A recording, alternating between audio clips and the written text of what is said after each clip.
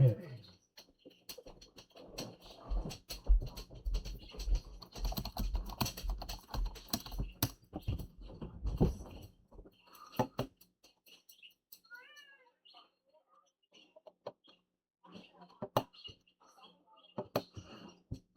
What is this sound?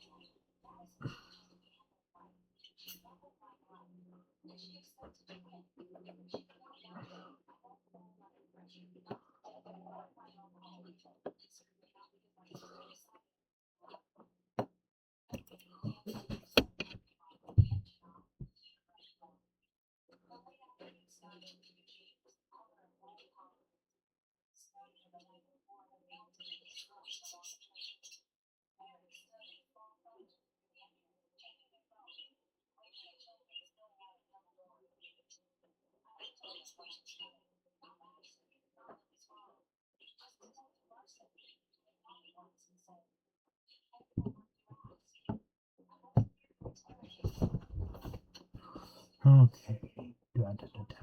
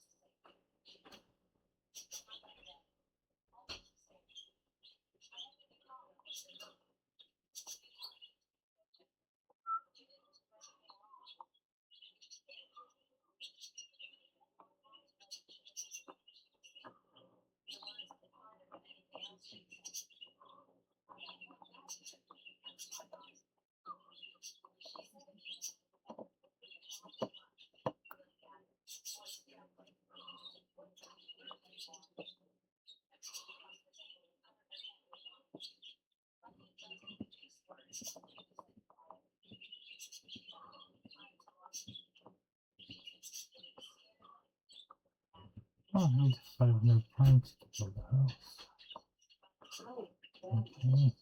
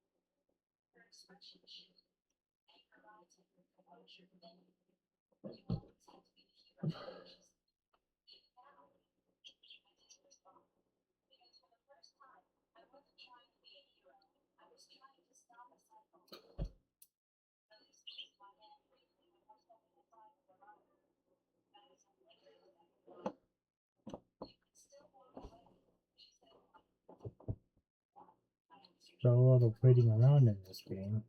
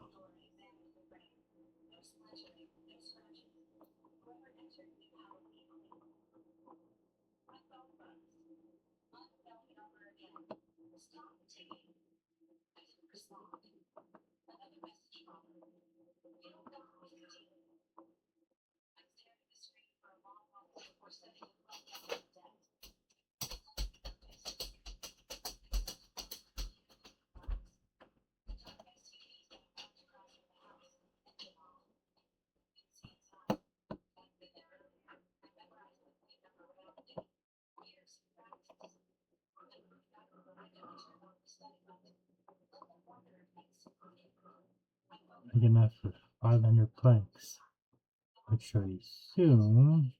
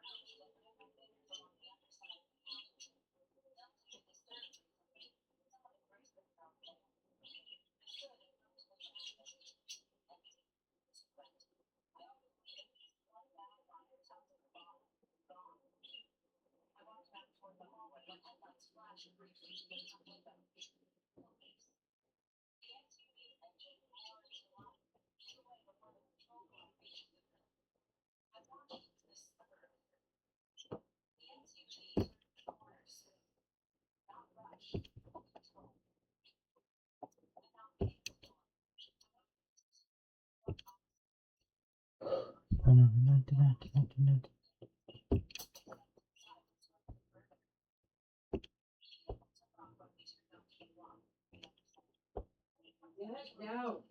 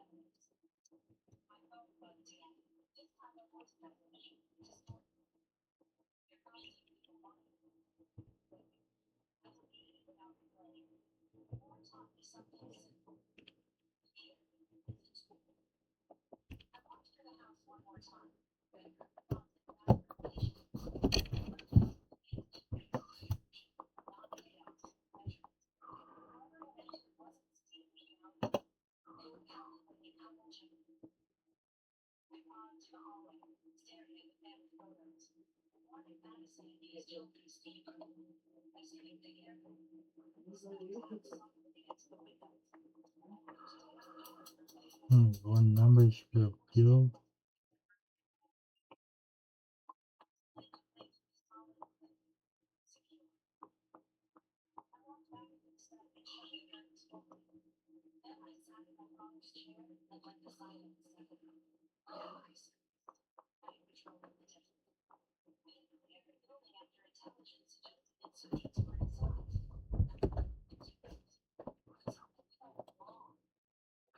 Thousand gold, man.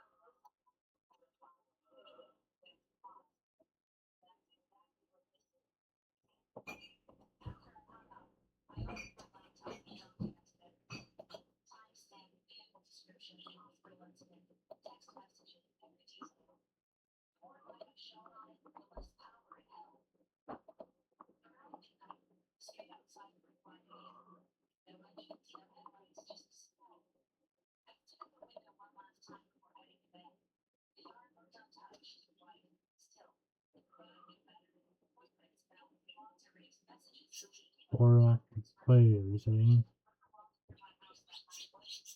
Not very much.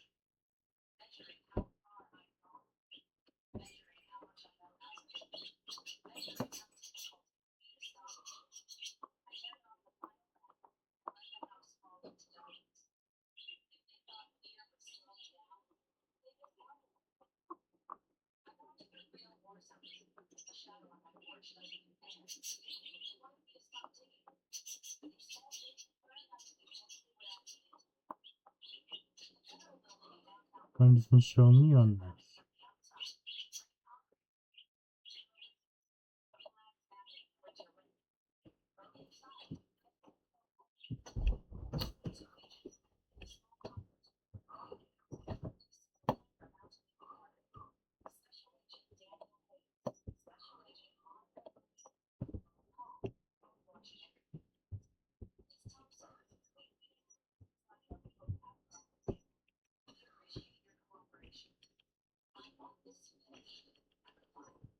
Oh, okay.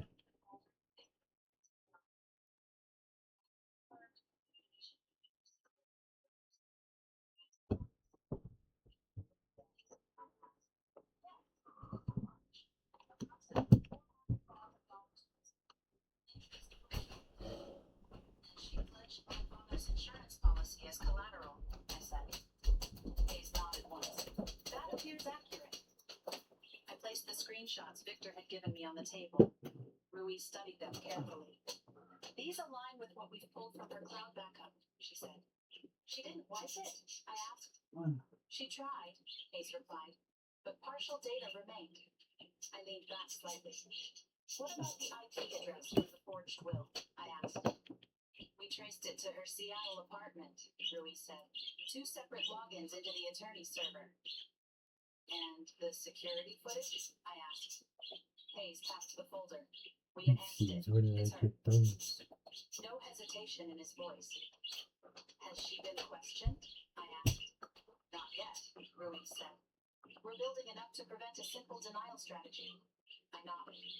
What about the pharmacy? I asked. Surveillance shows her near the counter when your prescription was processed, Hayes said. And we recovered partial fingerprints from the swapped bottle. Her prints? I asked. Mixed, Rui said. But hers are present. The air felt sharp and clinical. And Victor? I asked. He's cooperating, Hayes said. I almost laughed. Self-preservation, Ruiz added calmly. He confirmed the 3-layer plan? I asked. Yes, Hayes replied. Poison in the vodka, medication tampering, forged inheritance documents. And the timing? I asked. Funeral, Ruiz said. High emotional cover, reduced suspicion. I stared at the tabletop for a moment. She researched aconitine online, Hayes continued. Search terms include dosage thresholds and cardiac mimicry. How long? I asked. 2 months. 2 months. While texting condolences, pretending to reconnect. She called the insurance company twice under the pretense of helping with paperwork, Ruiz added. I closed my eyes briefly. How soon are you moving? I asked.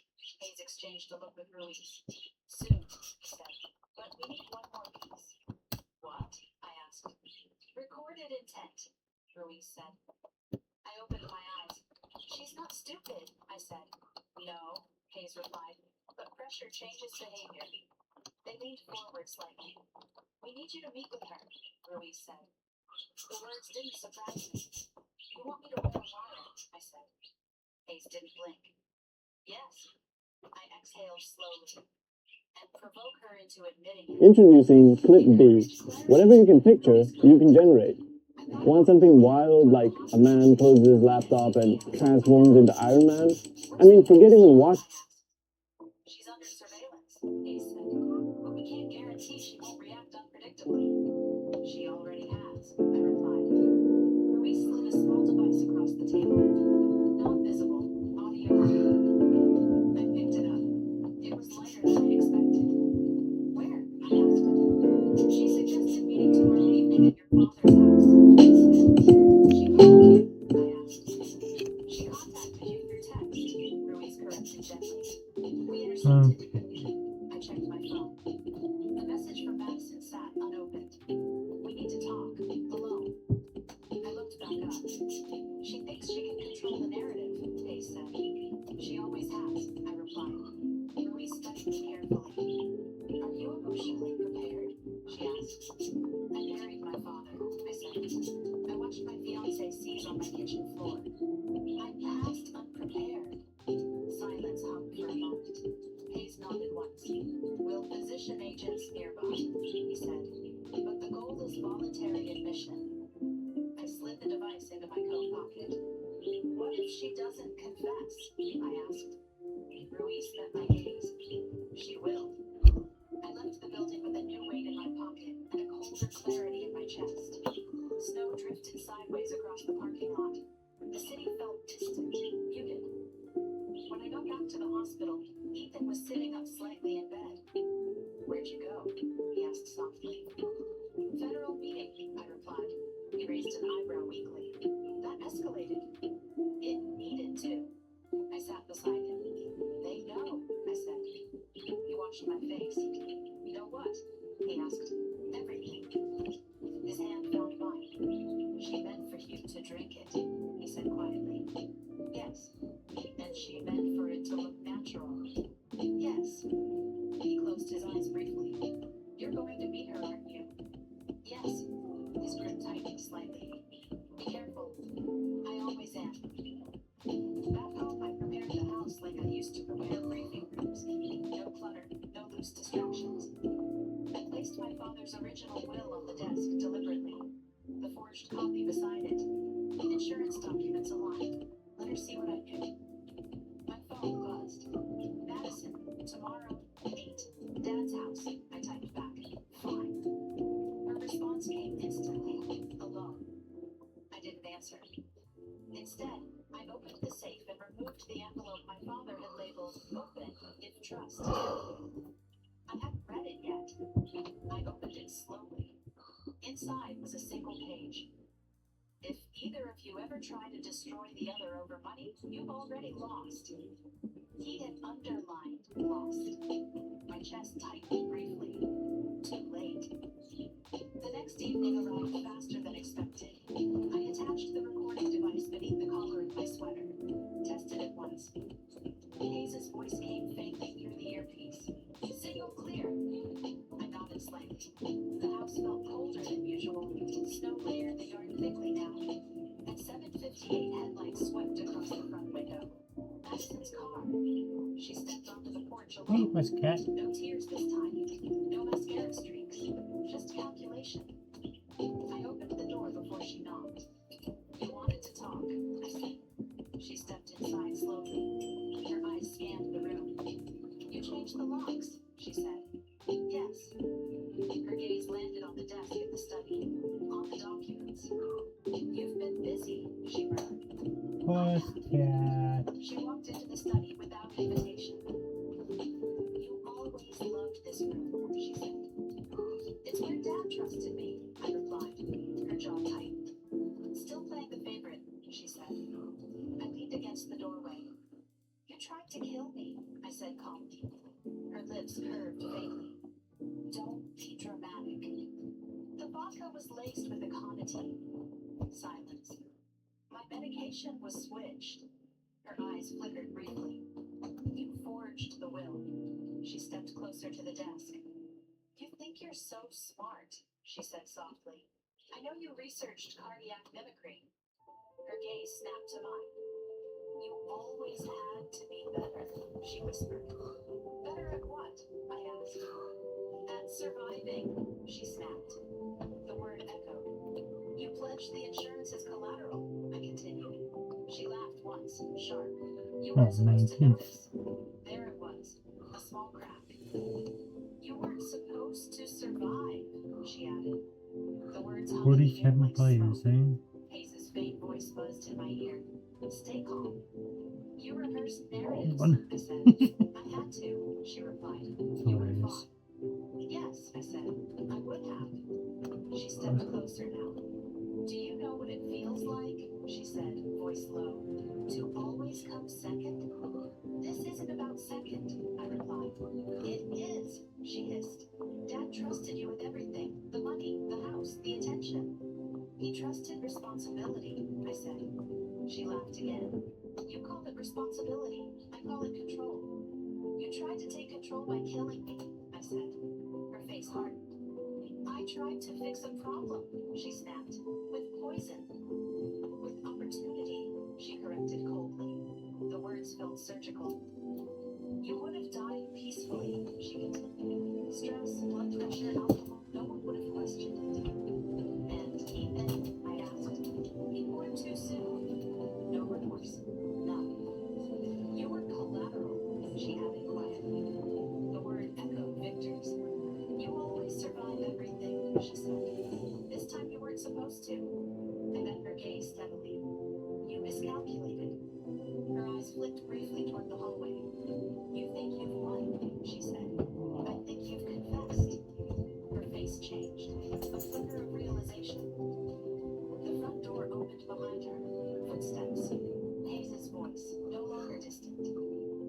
Madison Thompson, you're under arrest for conspiracy to commit murder, financial fraud, identity theft, and related federal offenses.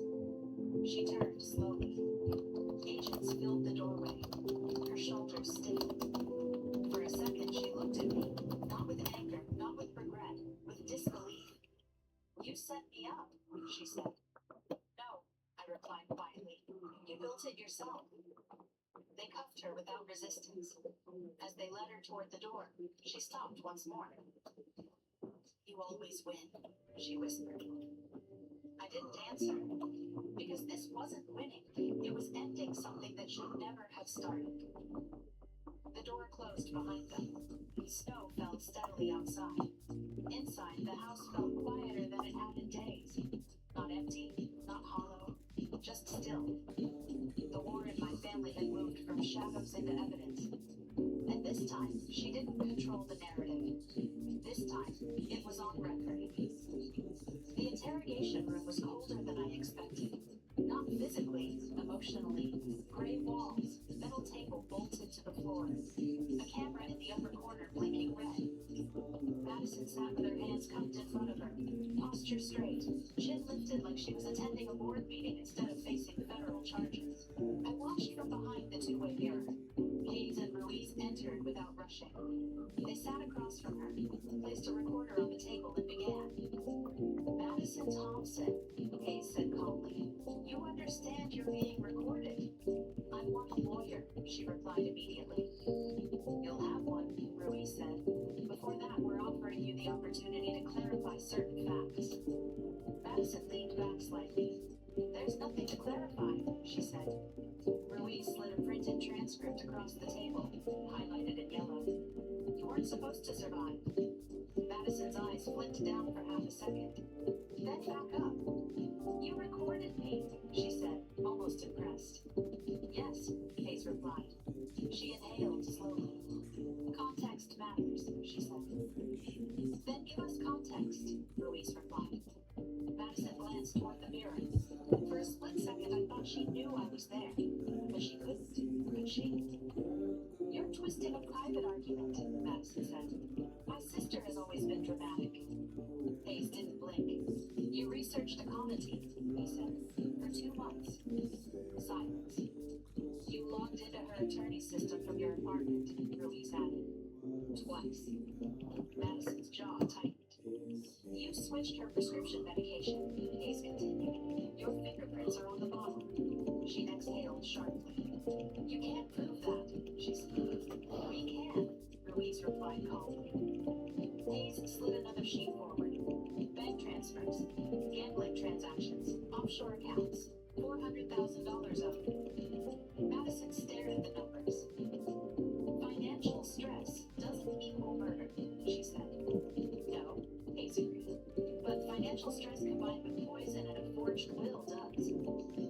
Madison's composure flickered for the first time. You don't understand, she said quietly. Help us, Ruiz replied. She laughed once. We'll check the mail this Help morning. you, she said. Yeah? You think this is about you? Hayes leaned forward slightly. Tell us what it's about. She hesitated.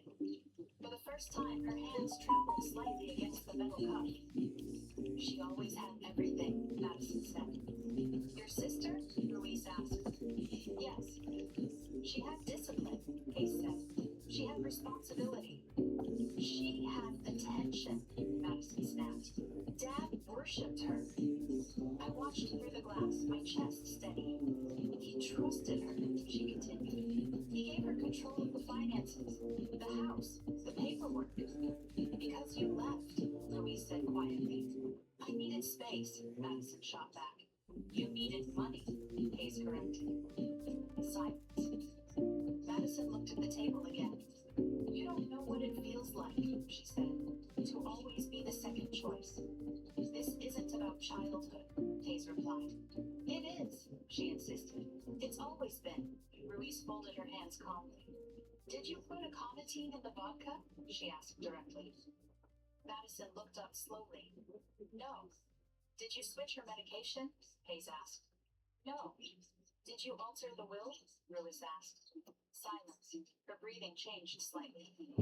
I asked about probate timelines, she said carefully. That's not illegal. You impersonated your sister, Hayes said. I sent an email, she corrected. That's not murder. Hayes slid the enhanced security image across the table. Her figure, baseball cap, entering Whitaker's office at 2:23 in the morning. Madison's lips parted. That's not clear, she said. It's you, Ruiz said quietly. Silence again. Through the glass, I watched her posture shift, not collapse, recalculate. You don't have proof I poisoned anything, she said finally. Hayes leaned back slightly. Victor Russo does. That name landed harder than anything else. Her eyes flashed. He's lying, she said immediately. He's cooperating, Ruiz corrected. He's protecting himself, Madison shot back. Yes, Hayes agreed. And you're protecting yourself. Madison's jaw clenched. You don't get it, she whispered. Then explain, Ruiz said. Madison looked toward the mirror again. For a brief second, her gaze felt like it pierced through the glass. She always survives, she said softly. The words were barely audible. And this time, Hayes prompted. Madison's lips trembled. I just needed one thing to work, she said. There it was. Not a full confession, but not denial. You needed her to die, Ruiz said gently. Madison's eyes snapped up. No, she said quickly. I needed the pressure to stop.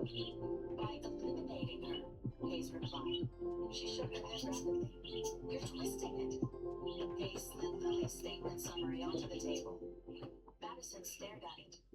She's a child, she whispered. She heard you say insurance clears fast, Ruiz said. She misheard. She heard you say once Riley's gone, Hayes continued. Madison's composure cracked.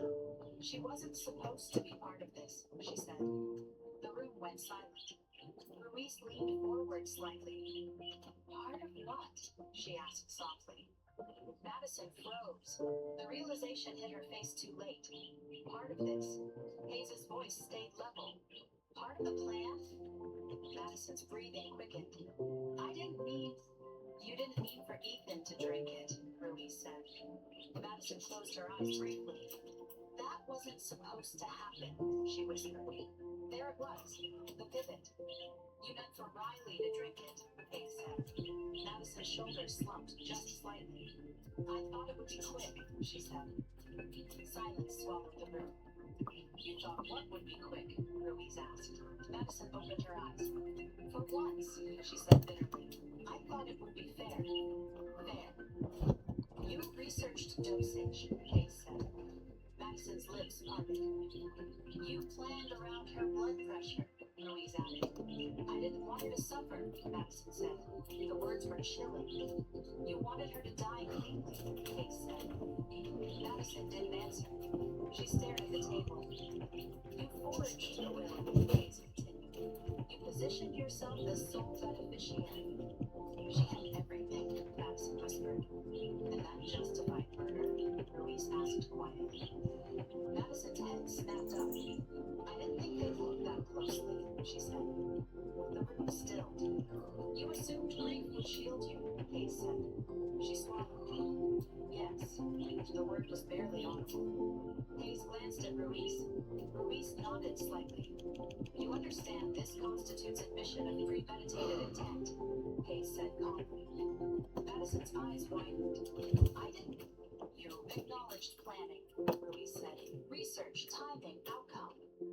Madison's face drained of color.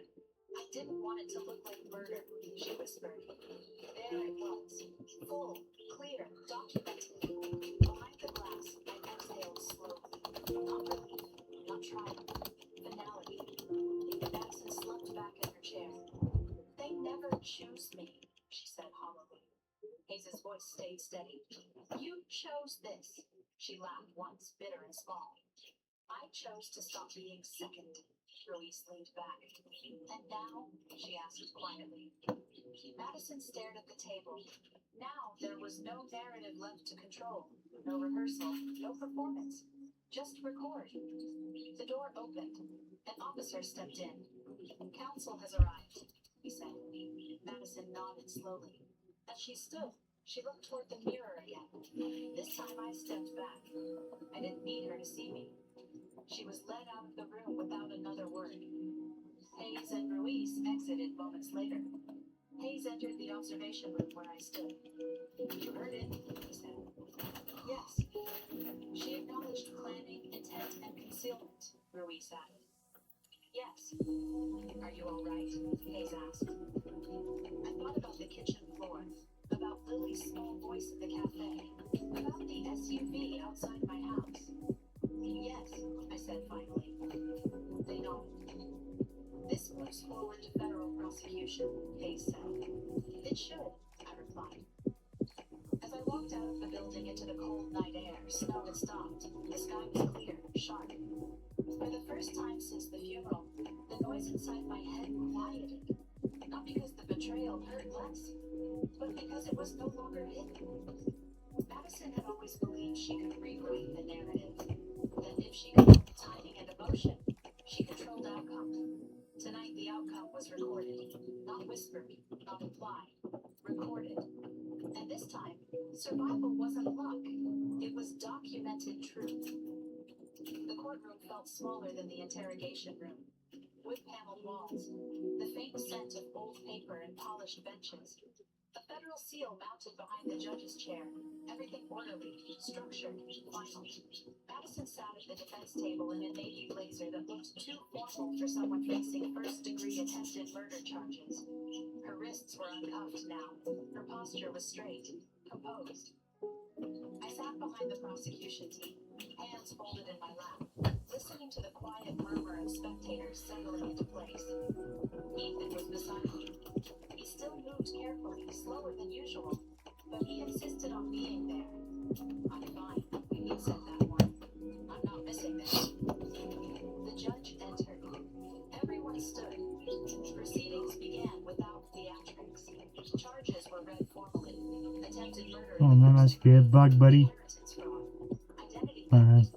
Criminal conspiracy tied to organized gambling operations. Madison didn't look at me when the charges were spoken. Her attorney rose. We enter a plea of not guilty at this time, he said calmly. Of course, plea bargains were leverage. Truth was strategy. The prosecutor stood next.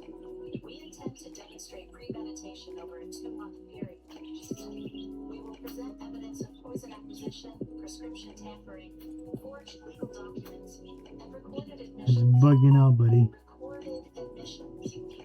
Madison's fingers tightened briefly on the edge of the table. The judge scheduled trial dates, pre-trial motions, evidence hearings. The machinery of justice emotional. After the session adjourned, Madison was escorted toward the holding area. She glanced up once. Our eyes met. There was no apology in her expression, no regret, only calculation. You didn't have to do this, she said quietly as officers paused beside her. I stepped closer, ignoring the warning look from one of the marshals. You did, I replied. She shook her head faintly. You could have walked away. From what? I asked. From making this public. You made it public the moment you poisoned my kitchen. Her jaw tightened. They won't understand. They already do. She was led away before she could respond. The hallway outside the courtroom buzzed with low conversation. Reporters lingered near the exit doors. Microphones visible. Cameras discreet but ready. Miss Thompson, one called gently as I stepped into the corridor. Do you have a statement? I didn't slow down. No. Do you believe justice is being served? Another asked. I stopped for half a second. I believe accountability matters, I said simply. Then I kept walking. Outside, the winter air was sharp and clean. Snow from the previous night clung to the edges of the courthouse steps. Ethan exhaled slowly beside me. She didn't look scared, he said. She's not, I replied. Should she be? Not yet. He studied my face. You're steady, he observed. I've had practice. We drove back toward Eugene in silence. The highway stretched gray and open ahead of us. My phone buzzed. Larson. She'll likely seek a plea deal once her attorney reviews the full evidence, he said. Will you recommend it? I asked. Not to close. On what? Whether she cooperates further against the betting network. I looked out at the passing trees. She won't, I said. Why are you sure? Because she still believes she's justified. Larson was silent for a moment. You're probably right, he said. After we ended the call, Ethan reached for my hand. You okay? He asked. Yes. It was true. The anger that had burned hot in the first days after the hospital had cooled into something steadier, controlled, focused. When we pulled into the driveway of my father's house, I noticed fresh tire tracks in the snow near the curb. Different from the patrol car earlier. Wider, heavier vehicle. I slowed. You see that? Ethan asked quietly. Yes. We didn't get out immediately. Instead, I scanned the street. Quiet. No visible cars idling. No headlights. The house looked undisturbed. Still. I parked but didn't turn off the engine right away. You want me to call someone? Ethan asked. I stepped out and walked toward the front door. The reinforced deadbolt remained intact. No scratches, no forced entry. But the mailbox hung slightly open. I opened it carefully. Inside was a plain white envelope. No postage, no address. Just my name written in block letters. I brought it inside and locked the door behind us. Ethan watched from the kitchen as I opened it.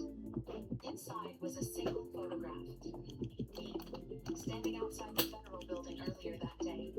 Taken from across the street. Close enough to see my face clearly. On the back, one sentence. You're still collateral. The paper felt cold in my hand. Ethan stepped closer. Is that from them? He asked. Yes. Madison's in custody, he said. This isn't Madison, I replied. He understood immediately. Victor's network, pressure, retaliation. I picked up my phone and dialed police. Something's escalating, I said when he answered. I described the photograph. Do not leave the house, he said immediately. We're sending a unit. They're trying to intimidate me, I said. Yes, he replied, which means the prosecution is hitting the right button. I held up and placed the photo on the table. Ethan stared at me. They won't stop, will they? He asked. They will, I said calmly, when it becomes too expensive not to. He studied my face again. You're not afraid, he said. I am, I replied honestly. He blinked. But fear doesn't decide, I added. Snow began falling again outside outside the window. Soft. I walked into the study and placed the photograph beside the forged will. 2 attempts to control outcome. 2 Any failures. players is there My now? father's framed photo sat on the desk. His eyes steady even in still image. Let me If see what's either up of you ever try 250 to maybe? destroy the other over money, you've already lost. His words echoed. Madison had lost long before the courtroom, before the vodka, before the forged email. She had lost when fairness became entitlement, when entitlement became justification. Third. There. Knock sounded at Cool. the door. Federal agents.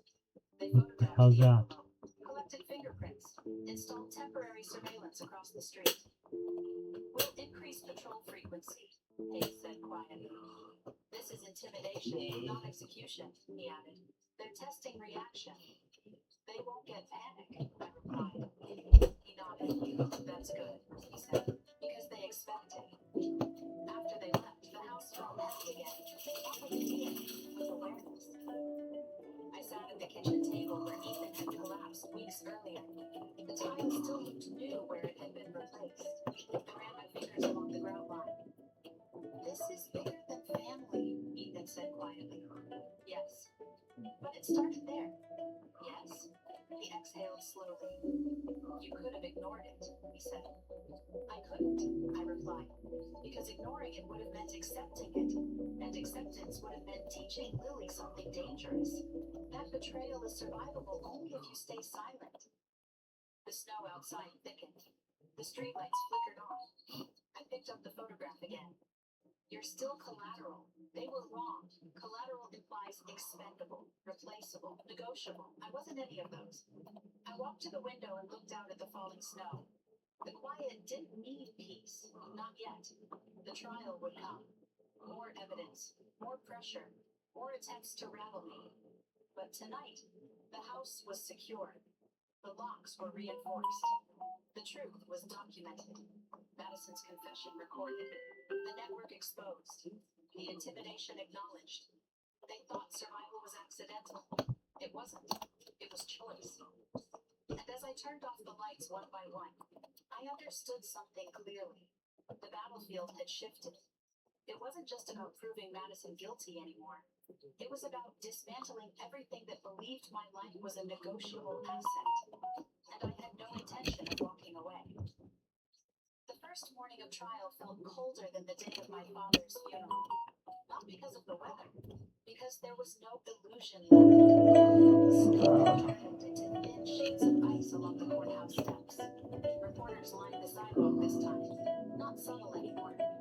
Camera lenses followed every movement as Ethan and I stepped out of the car. Miss Thompson, do you believe your sister intended to kill you? Someone called. I didn't answer.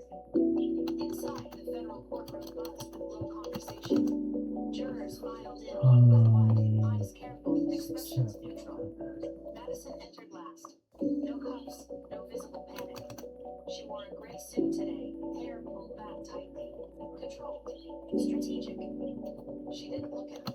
The judge took the bench. The prosecutor stood first for opening statements. This is not a case of impulsive violence, she began. This is a calculated plan executed over 2 months. The defendant researched legal plan purposes. She altered legal documents to secure inheritance. She tampered with medication. She attempted to stage a death to appear natural. The words were steady, measured. The jury watched. She believed grief would shield her, the prosecutor continued. She believed family would cloud suspicion.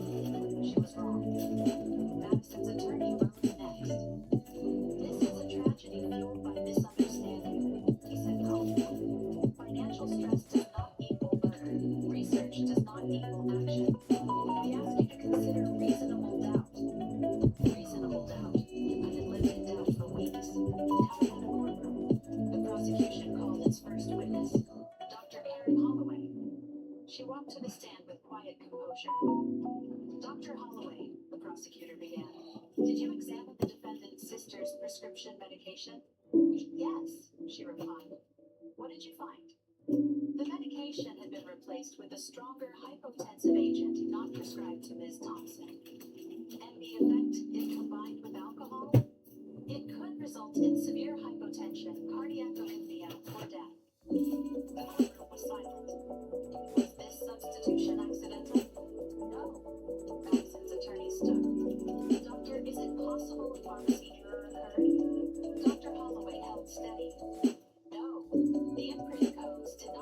match the prescription. This was deliberate substitution. Next came the pharmacy manager. Surveillance footage played on a monitor. Madison visible near the prescription counter. Lingering, waiting. Attorney objected. Being present is not tampering, he argued. The judge allowed the footage. The jury watched carefully. I watched Madison's face. Still controlled. Still steady. Victor Russo was called next. He walked into the courtroom in a dark suit that didn't hide the sharpness in his eyes. He took the oath without hesitation. State your relationship to the defendant, the prosecutor asked. I facilitated sports betting transactions, he replied. Did the defendant owe money to your organization? Yes. How much? Approximately $400,000. Murmurs rippled through the gallery. Did she discuss her sister's inheritance? Yes. Did she pledge a life insurance payout as collateral? Yes. Madison's attorney rose sharply. This witness is a criminal seeking leniency. Victor didn't look rattled. I am cooperating, he said calmly. Did she describe a plan? The prosecutor asked. Yes. What did it involve? Poisoning vodka, swapping medication, altering legal documents to ensure asset transfer. The courtroom held its breath. Did she express intent for her sister to die? The prosecutor asked. Victor didn't hesitate. Yes. Madison's attorney stepped forward. You expect this jury to believe you over a grieving sister? He said sharply. Victor met his gaze. I expect them to believe evidence. The prosecutor then played the audio recording from my Hey, father's pro study. painters. Hello. There you're getting Madison's voice paint, filled stains, the and room. primers at everyday low Hi, prices. David. Plus same day or next day Thank you. job site Thank you. delivery. That's how pros do more. Only at the Home Depot. Visit homedepot.ca/fairpro and save today. Everything may apply. Subject to terms and conditions.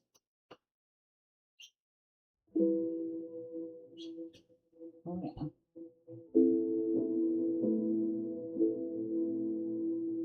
Mm. Oh, yeah.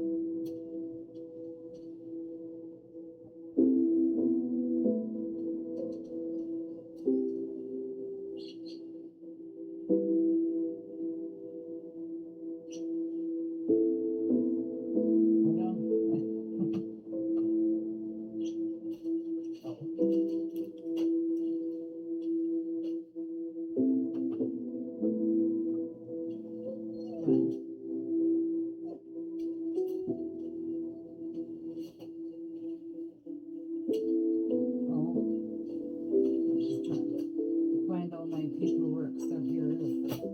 They want me to send a copy of what the doctor gave me when I left the hospital.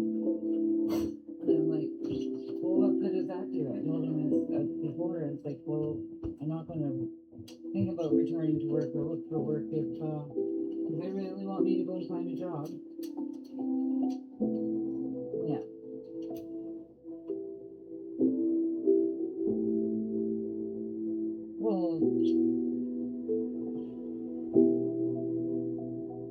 Well, even if I did apply for here, it was like really like that.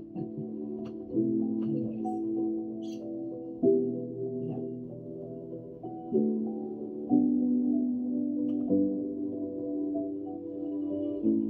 Yeah. Well, no.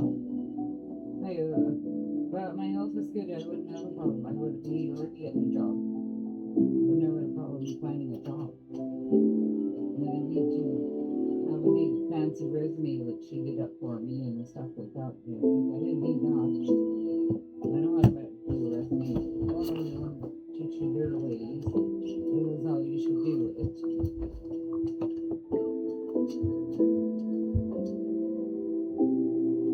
Well, do that.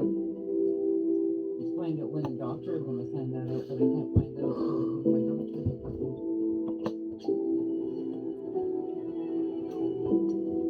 July 13th. Yeah.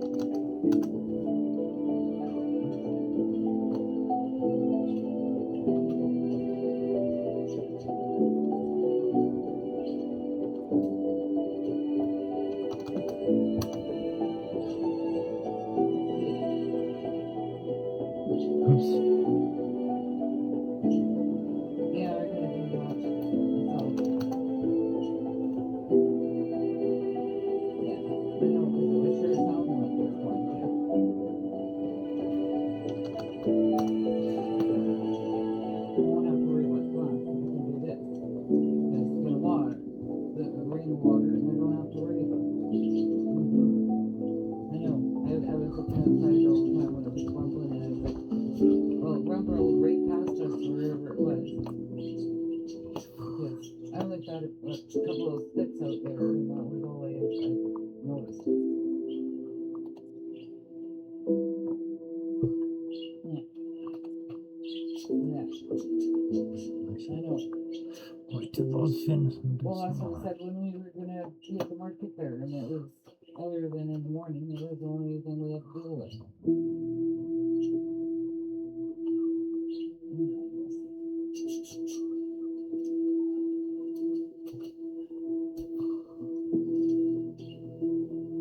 Shit happens.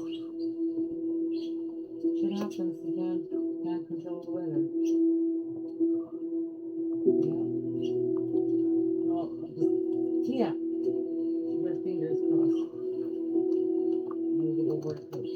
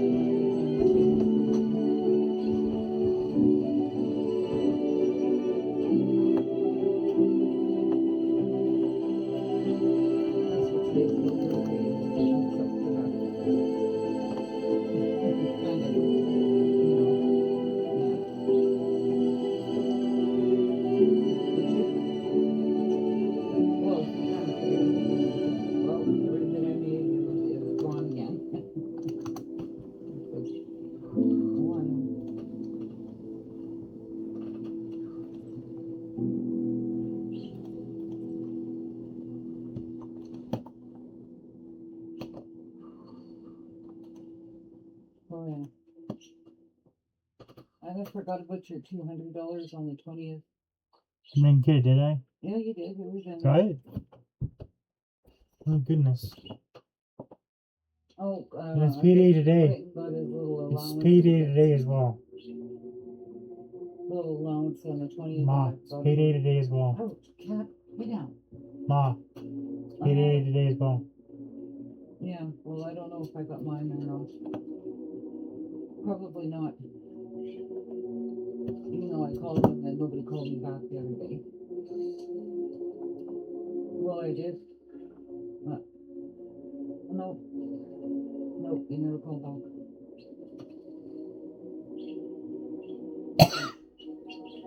I'll check all of that right now while I'm talking to you.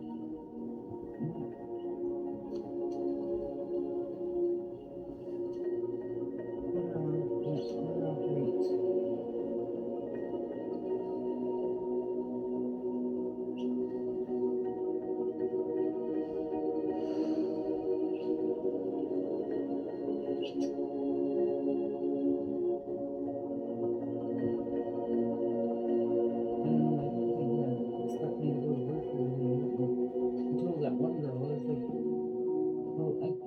Don't know if I should be doing anything until I get the okay from my doctor.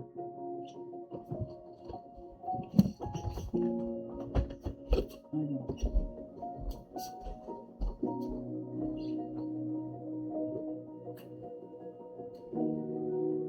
Yeah. I don't know.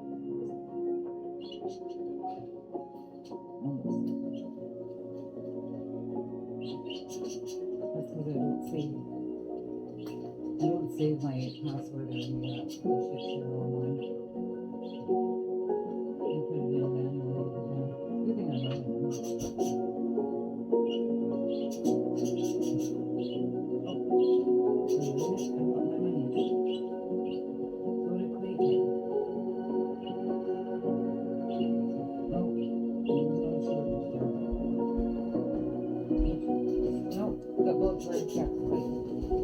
Yeah?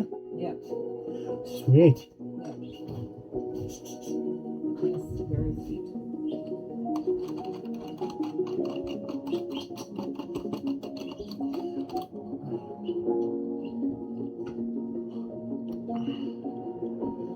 No.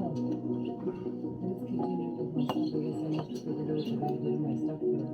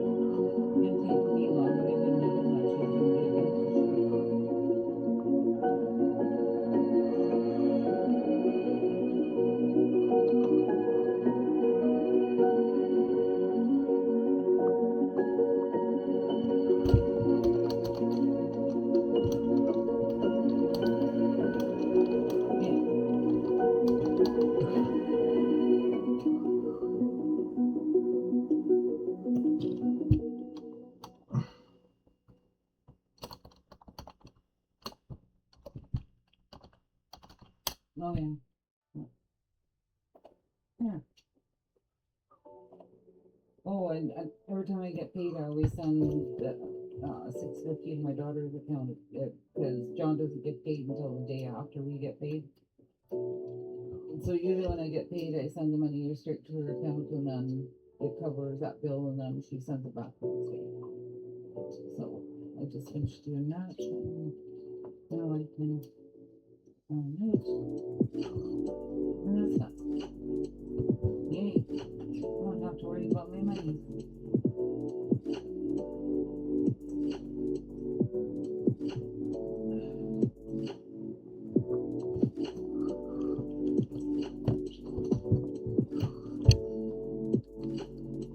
Again, I don't need to buy anything. My cupboards are full. I don't even need to buy groceries. If I buy any more groceries, I don't know where I'm gonna find them. I'll put them at your house. We'll see.